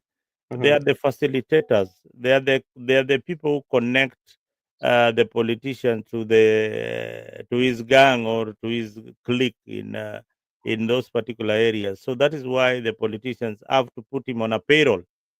You But he's not understand? attending. Huh? He He's attends them. Who tells you that he doesn't no. attend? Sometimes they attend and sometimes they don't. But most of them, they are the people who are given the money, the handouts to The give ones who Yeah. out. are given the money to facilitate the movement or to hire Mm. motorbikes and all that. The politician will not come and hire motorbikes. He will say, who is more influential in Jacaranda? Yeah, you can work with Omosh 1 hour. And they will give you the Omosh 1 hour to work with. Who is more influential? You can work with Swale. You can, So these are the And people who, Mzalendo, to add on what you're saying, you know what they do? I Yeah. saw my friend from Waitaka in the Greater South constituency. He was there in attending the homecoming of Rigathi. And I know this guy as a guy who talks. You know the people who talk in the community. You know Mm. mm, those young men who they are are vibrant vocal. in the Yeah, they are community. known. So, Yes. those are the people they use. They use Yeah, those kind of people. you know when you get into politics, brother Ben, you will know that there are people who are And I'm not they getting don't they anytime don't add soon. value they don't add value to your they don't add value to your politics, but Yeah. they will not even bring you numbers to vote. Omosh cannot attract even 10 votes to vote for to help Raila win any seat. Mm. But even Gaucho, he cannot even attract more than 20 votes to. He cannot. He can. Do you think that Omosh 1 hour can persuade me to vote for any candidate, for But example? He's an But aspirant for MCA. so there, like one thing that you also have to consider. You have to consider uh, the audience that is speaking to, and the no. nature of the environment. You. What are you talking about? When you It's are when you are in social media, you are speaking to everybody. yes, you are speaking to everybody, but it depends. It You know, depends on what. Right let, now, let, we are on social media. We let, are let me speaking let me to everybody. let me tell you. For somebody, I can engage him, yeah, and knows the way he thinks, or what what he wants me to hear, or he wants to convince me to go his way. But I'll make a decision based on how he's reasoning. No, they But are listen. They I almost I I bet I bet listen. Listen, brother Ben. yeah. As much as Omosh communicates in a certain language to a Yeah. certain clique of Mhm, people, mhm. there is a certain group of people. They do not communicate like Omosh, but True. they follow the ideas in a different manner. There are people who are professors who resonate very well with what Omoshi is saying. When Omoshi is telling you he's supporting broad-based government, how many doctors do you know who support broad-based, and engineers and the professors who support broad-based government? So many. Exactly. So And why do they and what will they tell you that why the reasons they support the broad-based government are the same reasons that Omoshi is talking about.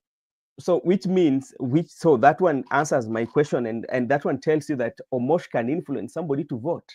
No, he cannot He listen. can, yeah, he will. He he ha- he cannot influence somebody who has not made a decision. He can. Mzalendo, you cannot. You cannot say that. I don't think what I'm saying is that he cannot attract numbers to vote for a particular candidate. Even one, he can. Yeah, maybe he can attract one, but this what I'm trying to say. These are not people who you will have in your uh, how would I call it? as serious political advisors in your team. No, they are not.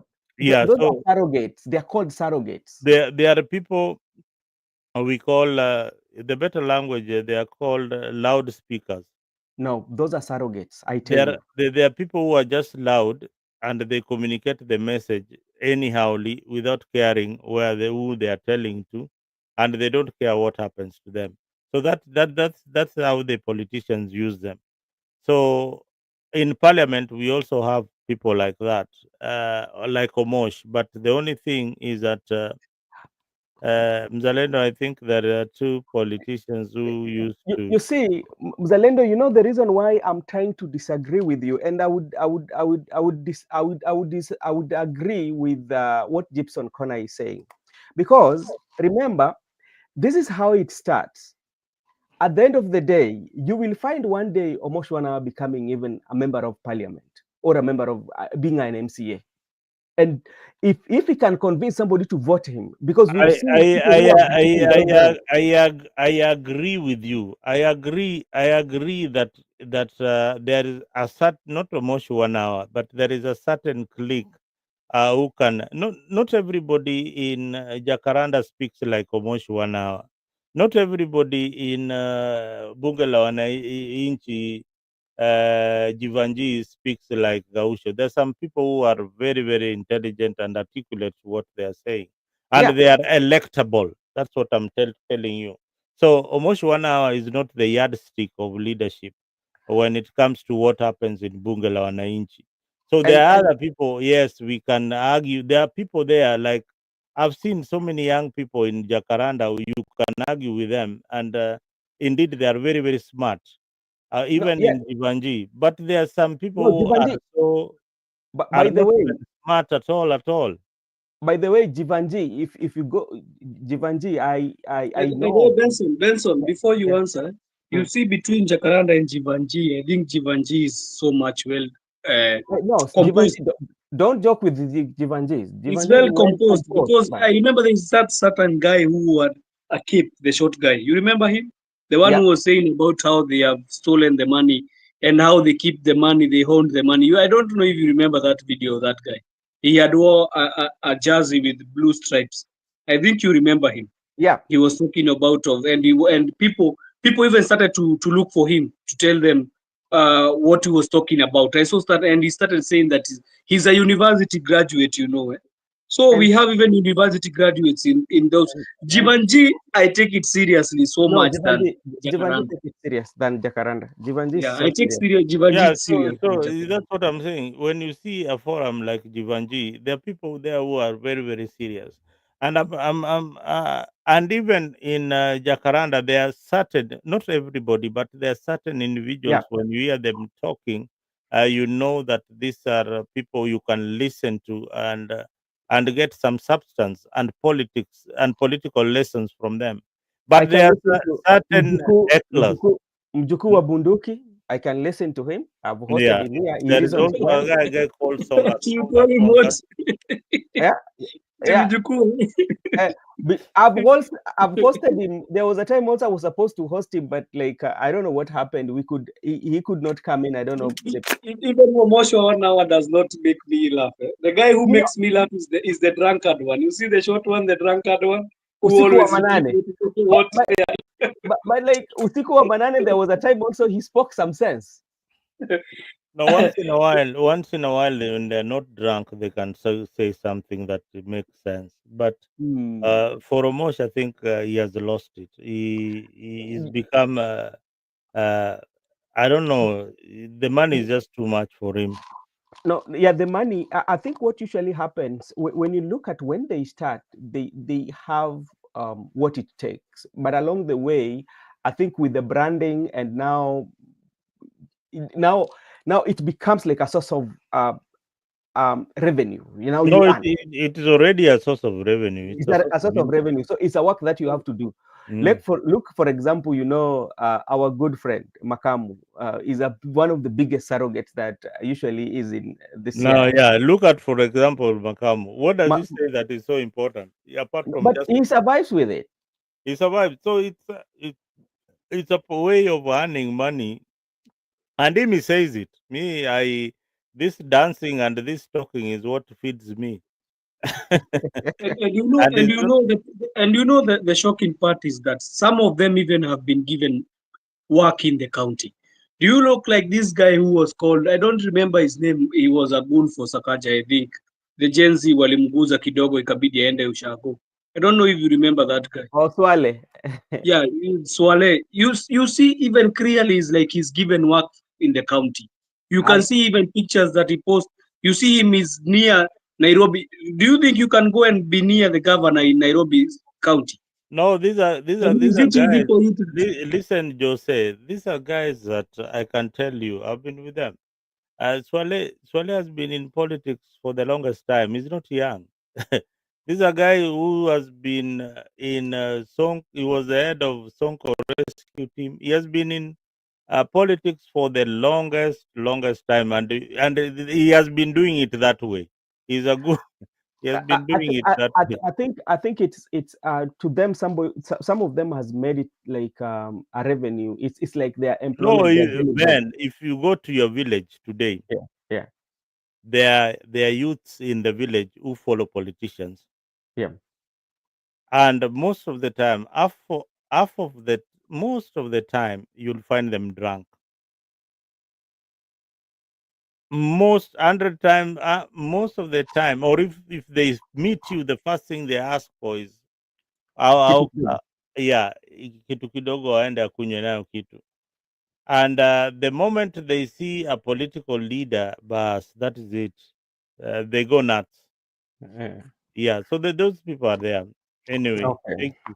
Hmm. All right. Thank you so much. Now, before we wind up, Mzalendo, hebu acha tukuje kitu ambacho labda unajua wewe ni mtu ambaye anaangalia mpira, we unaona, unasema mchezo ya leo ilikuwa vipi? Game ya leo, Mm. I had said it. I had said it earlier on that kuna kocha moja wa mpira alikuwa anaitwa wa FC Leopard, alikuwa anaitwa Gayamfi. Mm. Kwa wale wanajua mpira vizuri sana, this was one of the best FC Leopards coaches I have ever Mm. met Mm. in my history of football, interacting with the soccer players and playing the game. So Gayamfi used to tell his players that, first of all, penda hiyo mpira the way it is round. Mm. Love the colors. If it's black and white, ipende. Mhm. Sleep with it. When you see it in your house, pick it up, juggle it a bit every other day, and Mhm. know that this is your life. All right, and everything else will follow. Mhm. Kila kitu yote, ukishapenda hii mpira, kila kitu yote itakuja. Itafuata. Pesa itafuata, wanawake watafuata, magari itafuata, kila kitu itafuata Mhm. ukishapenda hiyo mpira. Lakini ukiweka pesa mbele, then mpira itakuja Baadaye. baadaye, so utakuwa unafuata pesa. The president succeeded in motivating Harambee Stars, something that most leaders in this country have never done. That was a plus to William Ruto. Mgema mfanye nini, lakini haki umpatie. Hebu niambie, nimesahau. Mgema Mgema akisifiwa pombe mgala muue, Mgema lakini haki mpatie. mgala muue, lakini haki mpatie. So Eh, Ruto succeeded very well in where most leaders have not succeeded, mm, in motivating success in soccer. mhm, We have seen in athletics it has been done before, but in soccer that was a rare moment. Now, mhm. this league for Chan is domesticated, meaning that our players wanacheza hii ligi yetu ya Kenya. Unanielewa? Nakuelewa. So they are not professional players. They are home-based, grown players from the local clubs. Now, Harambee Stars losing, and it's unfortunate that they lost the game against Madagascar. it tells you a lot. The pressure in the team was too much from the fans, from the family, from friends, from the coach, from fellow players. That pressure, Mm. it needs a way of handling it, and it needs players who have played in such kind of tension.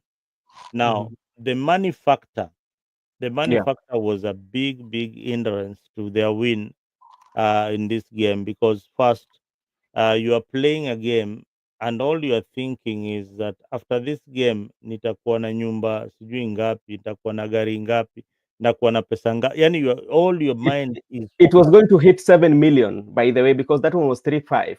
Yeah, it But was going to hit. So you are imagining these are guys who have not handled that kind of money. So it's in Mhm. their head. Mhm. Yeah. This reminds me of a story that before I tell you that story of mine, Mhm. uh, there was this time before I tell you my personal story.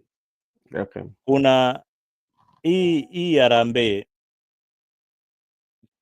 Harambee Stars, the domestic league ya Kenya. Yeah. Mm. Hii FKL league. Yeah. It is very weak. Mm. The domestic league ya Kenya is very weak now. It Yeah. has been strong before when we saw people like Henry Motego playing, Michael Okoth playing, Matthew Otomax playing, Matthew B- Ottoman. Biggie playing. Uh, I know my friends will really get mad when I don't mention their names. Uh, Did you play with Victor, Tobias Maira? Victor, kina Toby, kina. I did. Tobias Maira was a bit older than our generation. Ah, Kina okay. Michael Tieno, you know the league was very competitive, and you could see this were when I'm talking about Michael Koth, my Yeah. Henry Montego, Mhm. I'm talking about Tony Luanga, I'm talking about these were high schoolers. I'm talking about the Mulamas. These are people who are in high school, but Was it called already David Mulama? Titus Mulama Titus and Mulama, yes. yes, and the brother, they were twins. So But did you played during the Fabish time, Onyiso and all that? I didn't get to play for Harambee Stars myself, but Uh, those are players we played mtaani kule na kina Automax na kina nani. But these okay. are people who we played soccer with, probably at club level. I played against Mariga, thanks to me, and we beat them. Mm. When he was playing for Country Bus, we played against them, and we really whooped them badly. Mpaka wakatutolea mapanga wanataka kutuua. But anyway, these are Mapanga guys. Lake. These are guys. These are guys that we played with soccer, and at that time we were playing for passion, not for money. And when Fabish came, Fabish did exactly what the script is called. The script the Harambee Stars coach is doing. So Uh, Fabish alileta Benny uh, McCarthy. Benia, the Fabish alileta timu mpya, akaleta wachezaji mpya, and the game really improved. But now that was a blend of professional players and local players, a Mm. blend of Yeah. professional players, but Mm. largely it was Mhm. homegrown local players like the ones that are playing for Harambee Stars. But Mm. my last hope for Kenyan soccer is that we need to revive the local clubs, ensure that when you are an FC fan, end Mhm. of a stadium. When you support Sofapaka, Fika study, make sure that you support the local team so that that energy is revitalized, because that is what is lacking in the domestic league. The Oh, domestic league is dominated by Gor Mahia and FC Leopard. And in fact, largely Gor has been winning all the all the games, all the championship. So we need a change of that, and we need to push. So we are improving. Shabana is coming up, and other teams are also. Kenya Police won. We need to Mm. see more of their fans going and family going to the stadiums. Okay. So that will help the league. Today I had a very interesting talk. Especially, I was watching a video of another lady, a Kenyan lady, who is talking on how to improve, especially the players, on how to motivate players for the long term. Mm. And among other things that he was saying, that we should improve our sporting facilities. And if we invest in the sporting facilities, what will happen? These young people will be get motivated and they will play, and these big companies will sponsor them. Companies like Nike, Reebok, Adidas, and they earn through that instead of just motivating them for particular, a particular A time. tournament. Yeah, Mm. for tournament that they were having. Look at what they get. They got a boom. It's like a boom. But how can you make sure that they, kwa Kiswahili tunasema kwamba wananyanyua talanta zao, kunyanyua ni ile wanainyanyua kabisa mpaka Ben, mtu anajua. huyu alisema ukweli, but mali alikosea tu ni moja, Eh, na mm, pengine nimkosoe kama anasikiza. mm, We need to get people going to the stadiums. Reebok, Nike will only come to you when you have mm. the numbers. You understand? But if you Advertise. improve those facilities, Yes, I know. We have the facilities. We have Talanta Stadium coming up. We have mm, Nyayo now. We have the stadiums now.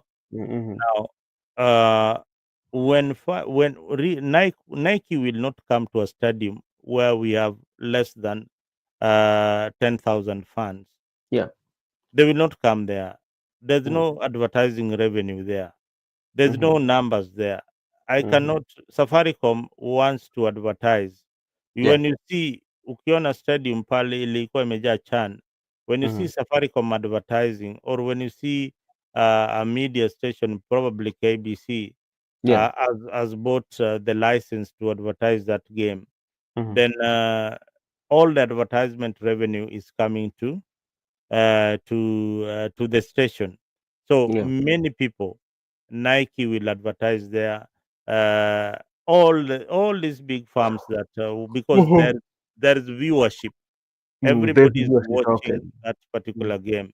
So if mm, you have a very nice stadium uh, in the Vundus there, and these yeah. people don't play a structured league, then League, yeah. they end up playing there. We have a very beautiful stadium in Omabe, but they don't have a structured league that that is continuous, that can Mm. utilize that stadium properly, so that these other clubs can get players from the domestic games that are happening in the counties. So those clubs should act as feeders to the clubs in So other places. let's look at Homa Bay, the stadium that they have. For how many times does it host even the Premier League? Very few times. It is not even a FIFA recommended stadium. So, They like these games which were happening in Kasarani and all that. They cannot be played in Homa Bay. Those are mm, substandard stadiums. so So it needs to have capacity. It needs to have the kind of security. There are so many things that they overlook when they are constructing a stadium. Stadiums should be standard. So what was now the main reason for that stadium? Because like let's say in the initial stages when we used to have like that Homa Bay Stadium, right? And now they were converting it and making it to look that way. What made them not to consider it to match the standard that is required, so that one, it can generate revenue to the county, and two, also it can also put the country to the map, whereby like when the locals are playing there, you can get scouts who might come to look for the talents over there. When they're constructing that stadium, I think their main agenda was not sports. Their main agenda was national events. like Madaraka Day celebration and things like that. That is what they had focused on, because you realize that that stadium, yes, the facilities are probably are good, but it is not made to an international standard where it will attract international competition. So if stadiums in Nairobi are full, then you don't have anywhere to play. You don't have anywhere to play. Maybe Machakos Stadium. Uh, uh, Kisumu. no, those are still very substandard stadiums. What about Sony? Those are not stadiums. Those are But they play playgrounds. Premier League in Sony. Yeah, the fact that they play Premier League in Sony, it's because those are FKL standards. When it comes to security and things like that in a stadium, Mm. then you cannot host international matches. When you want to invite a player like Messi to play in Sony Stadium, they look at it and first of all they just get it and they say, "Ah, But like look at we have, when you look at Benjamin Mkapa and our stadiums, Benjamin Mkapa is when you look at it and compare it to our stadiums, what can you say? the one in Tanzania, Mm, its capacity is of what is the capacity? Is it 60,000? almost over there. Yeah, you can Benjamin Mkapa. You can compare it to Kasarani. You get it. Mm, And look at how Tanzanians have maintained their stadiums. Yeah, mm, this is not a stadium that came just the other day. It has been there for the longest time. But mhm. the Tanzanians have maintained this stadium for a very very long time. So Okay. for now, we have Talanta Stadium coming, which is has a capacity of 60,000. That's a very very good stadium for the AFCON. Then we Mhm. have Kasarani, which was renovated. That is also a very big plus to Ruto's government. Niliwaambia hapa Ruto akifanya kazi mzuri tunampongeza. Hiyo ilikuwa ni kazi poa sana. Now this stadium they have done an excellent job. Now our problem is these stadiums that are being built in the county. Mm. Mm. Okay. Joseph, sorry, you told me you are leaving, and we need to Sorry, let you go. sorry. I went Yeah. for a bit. Sorry. Pole sana leo. Today I've failed you so much. No problem. Hata Sorry, tumemaliza. Mimi tumemaliza, because like we've had a very nice conversation. Sometimes I like such like conversation whereby it's so cool and it is flowing. Yeah, Um, what has Mzalendo said? Amelia sana hapo, unajua nimeacha. Ni kama Mzalendo, Mzalendo alionyesha moto sana jana. So I came and heard what Mzalendo was saying. Me, yeah, I give a plus where there is a plus. Just yeah. pea Kaisari ambacho ni cha Uh, Kaisari. And I would like to recommend to thank him because the stadiums truly were built. The yeah. stadiums they are being built, and Mm, that one is a big plus for him. That you can have even Talata Stadium. You know when you look to Tanzania, in mm. Tanzania, if you go and check, they have only one stadium of 60,000 capacity. What about You there's the go one to that Uganda, what about the one they rolled in Zanzibar? it's 40,000. Oh, It's okay. 30 to 40. So when you go to Uganda, Tanzania, you find the Mm, stadiums that they have. They have built stadiums of capacity to 30,000, forty mm, thousand. But in mm. Kenya, we have two capacity stadiums of 60,000 each. Because Kasarani is 60. It's just because they lowered it to 55,000. Yeah. And we have Nyayo, which is around that year, which was being said it is 22 to that year. Mm. So I see Kenya, if we can be able to build these stadiums, like the one in Kakamega, the Bukungu Stadium. The Bukungu, That yeah. stadium, if they can be able to build it as the way Kasarani has, not Kasarani, the way Nyayo has been built, then they can roof it. It Mm, can be a very big boost. And mm. also, we have those sort of stadiums that, me, if you can, the only thing that you can do, you can be able to build these stadiums and motivate the teams. The Kenya Premier League can become a very big league. within the other leagues that are being played. Why do we see this Tanzania league is so much popular? And when Yeah. you look at the infrastructure they have, it cannot be compared to Kenya. We have Mm. the good infrastructure. So I don't understand why our KPL is still lagging behind, and it's supposed to be one of the most in Eastern Africa. I think it's supposed to be the one which is supposed to be the strongest in Eastern Africa. You know, something that I really also love about the Tanzania like they know how to hype their Premier League. You know, for instance, look at when the younger, especially the younger and the Simba, when even they are unveiling their players, you know, they do it the international way. Look at their buses, you know, and look at the fan base. Even Azam, when you look at Azam, they're playing, you know, and how how they coordinate everything. And I think also the leadership that they have, because remember, if you are a very good follower of football, there's this one guy who used to speak so much about Simba, and later he went to Yanga, msemaji wako na wale watu wanawaita wasemaji. Kama saa hizi unaona Ali Kamwe ni msemaji wa Yanga. Before Ali Kamwe there was who Manara, Alhaji Manara, you know, and I don't know what Manara did, and until the TFF of Tanzania wakamtoa kwamba hawezi kuwa msemaji and all that. So there's that discipline and management, especially when it comes to their Premier League, which sometimes we lack in ours. Yeah, So that one also. yeah, and I've been watching. People. I don't know if Muzalendo and you, brother Benson, you have ever watched the Premier League, the Kenya Premier League. It's always very interesting. I've watched some couple of games. I watched a game between Police FC, and I don't remember the team they were playing with, but that game was very enticing. If you watch that game, you could feel even the three. But another thing that has happened also, I don't think the issue you have said about advertising, that is the major issue, because this you I don't know if you two you watch the secondary sports, the secondary No, games. no. It was full of crowd.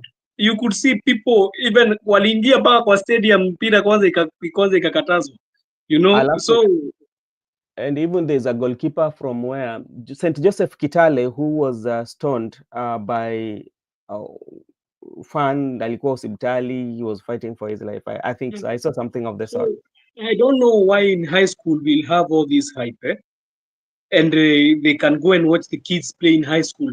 But after they have left high school and they have gone to university and they have gone to these certain clubs, I don't know what happens. But I think also there is no budget, brother Benson. There is no budget for these teams. If you go and watch, do you know how much is it for the club championships, the one that they are going to play? We only have one team, Police FC. Do you know Tanzania has more than 3 teams? So, and other countries, they have teams. They have more teams. There is a CAF. There is a tournament coming for CAF. And Police FC is the one representing Kenya there. So, Mzalendo, when you look at the budget, you know how much money they receive when they win this trophy for KFKF? They receive only 5 million, brother. 5 million. And you do know how much is it to enter this championship? They need 15 million. So so where is which the means 15 million going to come they are from? still they are still running on a deficit. Yeah. So I think the major issue, the FKF right now is trying. We can give it kudos to where I said I'll say the truth where it is. The Mariga is doing a FKF good now job. is trying, but we need them to try harder. They are trying, but we need them to try harder. You know, do you remember, Mzalenda? I think this is the time that you are very active on football when we have somebody like Sam Nyamoya. The reign of Sam Nyamoya in the football. How was it?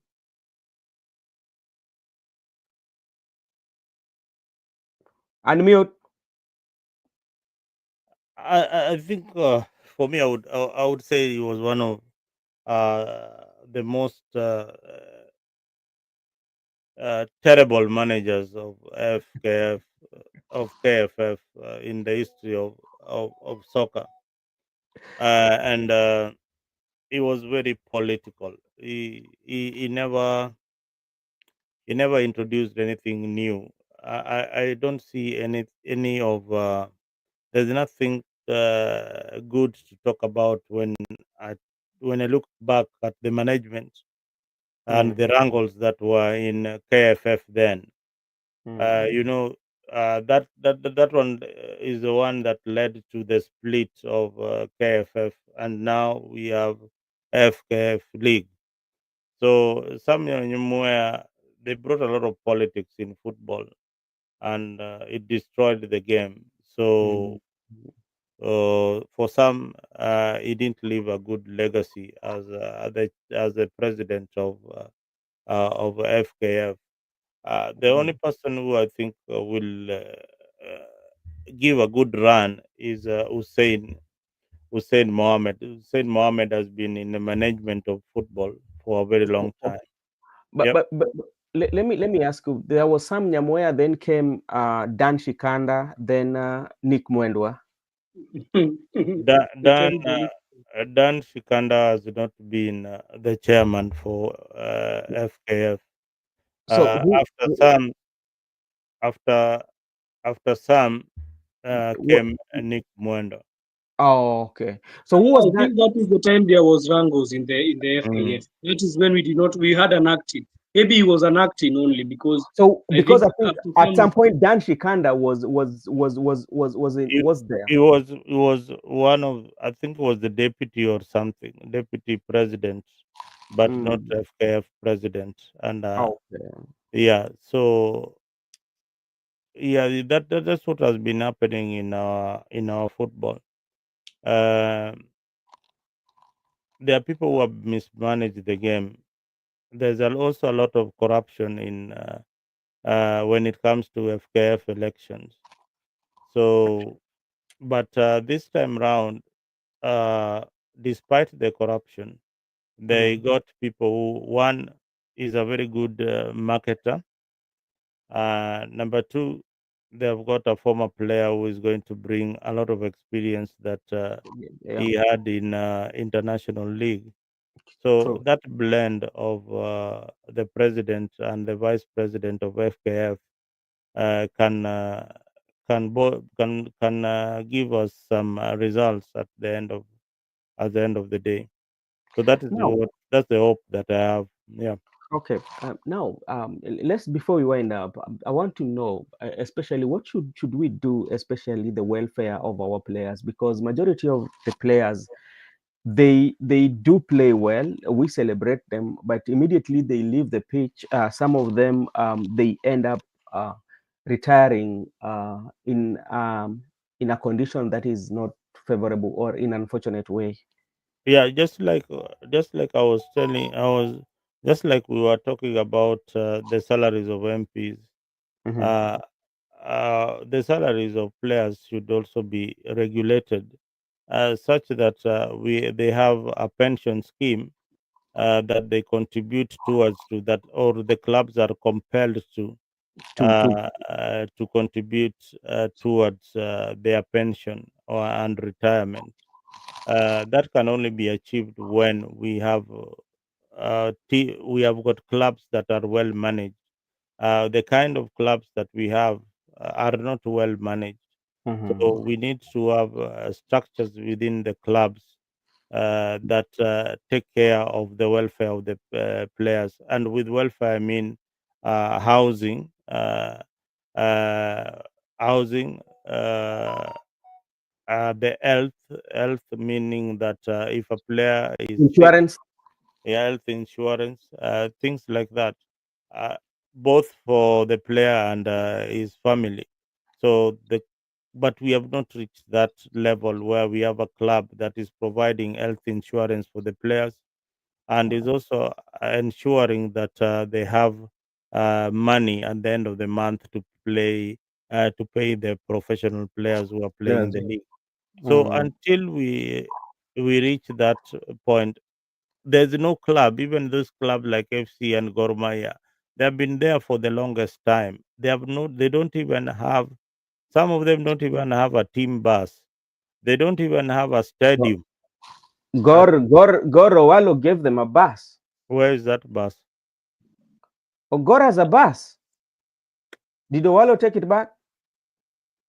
Just show me when is the last time you saw them going to the stadium with a bus. I know FC Leopard has a bus. I've never seen Gor Mahia bus. I saw it on a No, picture, but I've never seen it. They have a matatu. no, bwana. You'd have seen it. You'd have seen it. Wewe Bwana. si Gor inachezaga ligi kila siku. Let me tomorrow I'll give you full information. I have somebody who is within Gor Yeah, Mahia. I what are you giving me full information? I have the picture of that bus, that green bus. I have Yes. the picture, but I've never seen it in any stadium. Eh. Aya, Gor Mahia iko na shamba. By now wangeshajenga stadium. Yeah, But Zelendo, I'm very happy with these players. You see the players that were playing for this channel, you saw they had thinking. You know, when they told the president we need housing, yeah, and you could hear the things they were asking for. You could yeah, they tell do. these guys Those they are are the using things. the. That's why I mentioned it. Housing is so important for the welfare of the players. Because Even Austin asked for that Babadogo field where somebody Yeah, was yeah. trying to grab. wewe niambie timu kama FC na Gor mpaka saizi bado wachezaji wao wana rent manyumba kwa vitongoji duni.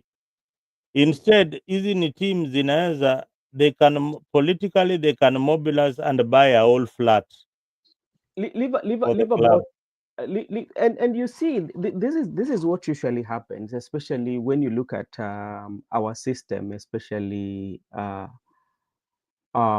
even when you come to our entertainment. Why sometimes we got that our younger artists sometimes they don't stay in the game for too long. The reason is the management that they have are not taking good care of them, especially when it comes to branding. Because like when somebody takes you as you are the manager, or you are a recording label that you've been signed with this label, there are some of the things that this label should provide. The label should provide you with housing, the label provide you with all this, and they should make sure that they brand you, which is not happening. No, listen, if the club does not give you housing allowance that is good enough for you to rent a house somewhere, there's no label that will give you housing. No, that the Nike cannot come to give you your players or your workers houses. For what? Mhm.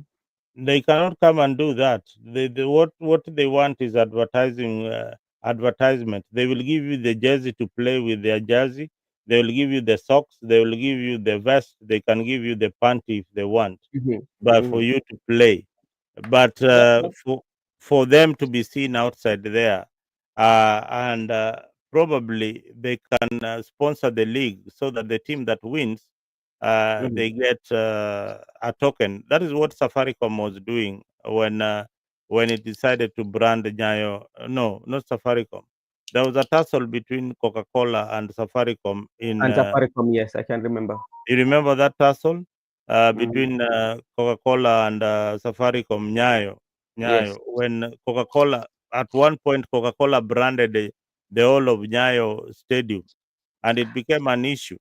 Actually, Brother Benson, Brother the issue that Benson, was one thing so, I've yeah. noted, Mhm. one thing that I've come into notice is that in all these games that we have, in all these categories of sports we have, we play all kinds of sports in the Yeah. country. Mhm. The only team that I see is very comfortable, and I've never heard them speaking about Rangos and what have you, is only the rugby team. Just go and check the volleyball. Right now they are crying. You saw Yeah. them make a video. Well, Go they and make a you know video. that the volleyball they won the African champions under 23.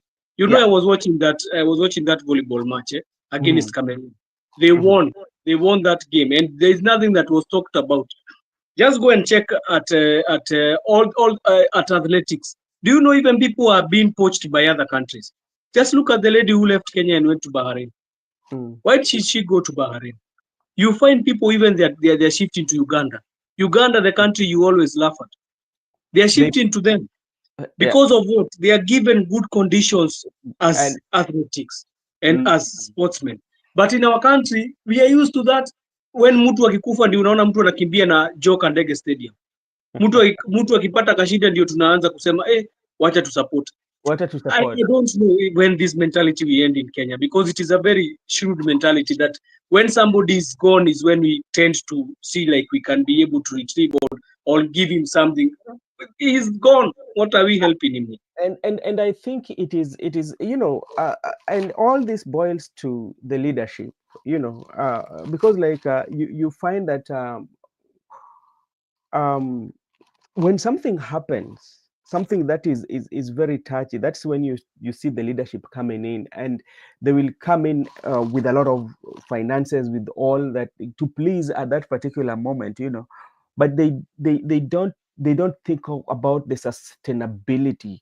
What are the sustainability of everything that we do? How can we work in our ecosystem such that we thrive, all of us, each and every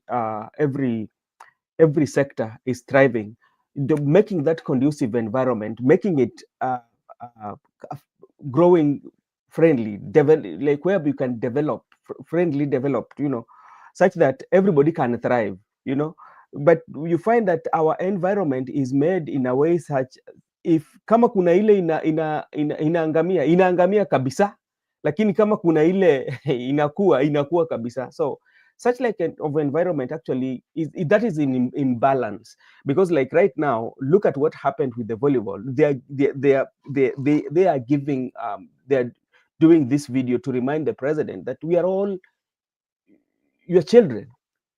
Yeah, do for us what you did to the footballers. So what is so special that we are doing it well? What is so special you're doing for them that you cannot do for us? And that brings biasness, because like if you have to treat them equally. Yeah, so we usually be people of the moment. When something is trending, that is what we focus on. Even in social media, something we will have to get. If somebody is trending, all our medias, we will tend to get this person. No,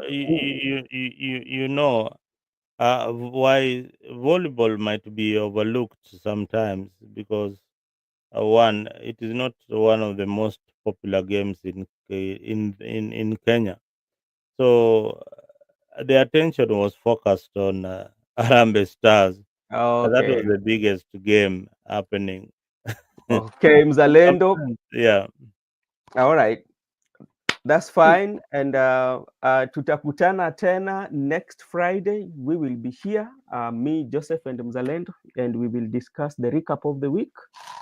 And to Judith and Gibson Corner, thank you so much. And those who are watching us without commenting, thank you so much. It is almost 2 hours and 17 minutes. That is a long time. We don't take it for granted, and we appreciate you so much. Actually, we were streaming in 2 platforms, that is Afrique 24 and Brother Benson Media. So if you're not subscribed in any of the channels, you can do so. And for my panelists, thank you so much for your time, and may God bless you all. See you next time. See you next. Gibson Corner, Marco Bura will find them. Marco will find who. Okay. Sorry. Thank you so much, and may God bless you all.